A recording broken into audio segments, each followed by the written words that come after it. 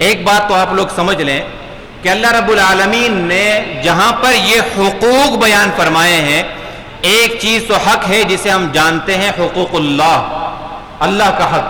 اللہ کا حق کیا ہے؟ آپ نماز ادا کریں، آپ روزہ رکھیں، آپ زکوٰۃ ادا کریں، آپ حج بیت اللہ کے لیے جائیں، یہ اللہ کے حقوق ہیں۔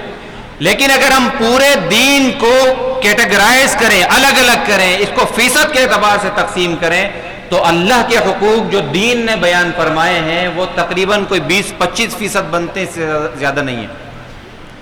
اب سوال یہ ہے کہ باقی 75% کیا ہیں؟ 75% عباد اللہ کے حقوق ہیں، اللہ کے بندوں کے حقوق ہیں۔ اللہ کے بندوں کے حقوق کیا ہیں؟ میاں بیوی کے حقوق، بچوں کے حقوق، والدین پر اپنے والدین کے حقوق، بچوں پر والدین کے حقوق، بھائی پر بہن کا حق، بہن پر بھائی کا حق، یہ تمام تر حقوق ہیں۔ اور اسی طرح سے رہنے والوں پر اپنے پڑوسیوں کے حقوق، جس کے بارے میں نبی اکرم نے فرمایا کہ مجھے شبہ ہے، مجھے ایسا لگا کہ کہیں اسے میراث میں بھی شریک نہ کیا جائے۔ تو یہ جو شریعت کا یہ جو دائرہ کار ہے جسے ہم حقوق العباد جانتے ہیں، اگر ہم شریعت کو تقسیم کر کے دیکھنا چاہیں اپنے سمجھنے کے لیے، اپنی فہم کے لیے، تو یہ تقریباً کوئی 75% بنتے ہیں۔ آج ہمارے ہاں کیا ہوتا ہے عام طور پر کہ عبادات میں بندہ اس قدر مشغول ہو جاتا ہے کہ وہ بعض اوقات عباد اللہ کے جو حقوق ہوتے ہیں اس کو نہیں دیکھتا۔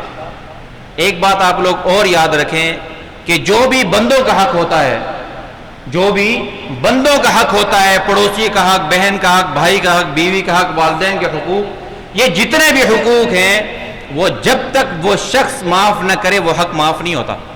لیکن اللہ کا حق تو ایسا ہے کہ اللہ رب العالمین اپنی ذات سے، اپنی کبریائی سے چاہیں تو بندے کو معاف کر دیں۔ لیکن کسی فرد کا حق، کسی شخص کا حق، جو حقوق العباد ہیں، یہ جب تک معاف نہ کروائے جائیں معاف نہیں ہوتے۔